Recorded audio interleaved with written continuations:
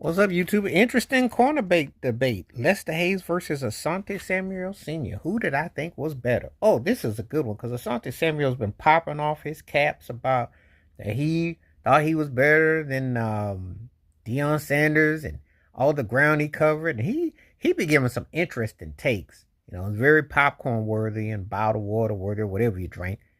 Because then again, sometimes you might have to drink some strong stuff to comprehend what he's trying to say. Because I watched him play, and he had some timely interceptions. Also, he had a timely drop in that Super Bowl against the Giants. Because if he intercepts that ball by Eli Manning, that secured their perfect win. They would have come back and they won that game 14-10. That ball went through his hands. So he had that, but he was good at what he did. His highest interception year was 12 and '06. And I think that included that year the Colts came from behind. He did have that pick six against Peyton Manning, so he definitely had his moments. He had his moments.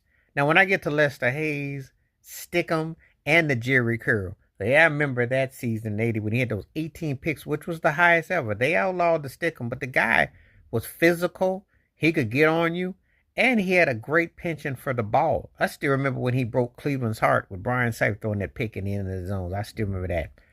I always like Lester Hayes because Lester Hayes was fun to watch. He was physical. He could endure. And they had some real matchups for people who don't think that there was any offense back then. Think about it. You had to go against Air Coryell and the Chargers. So your booty had to cover a lot of ground and do the thing, along with being allowed to be physical, but bump, run, and pick the ball and be able to sprint and haul butt. So he was, you had to do a lot back then, and they had a strong core back there. But anyway, how do I size these two up? Well, Samuel was on what I call more successful overall situations, so he might get more of a nod with Belichick and all that. But Lester Hayes was nothing to sneeze at. He was bad for his time. So um, this is a battle of NFL corners, and it all depends on how you look at it. Um, all depends on what your, the projection, your totality of what you look at it as.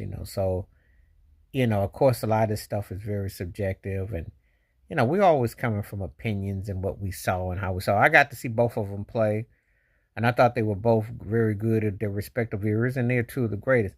I'm not gonna sit here and tell you that either one of them is top 10 though per se. I'm not gonna say that, and I sure as heck ain't gonna put you with no Darrell Green uh to no Deion Sanders. I'm not gonna say nothing crazy like that because that was a whole different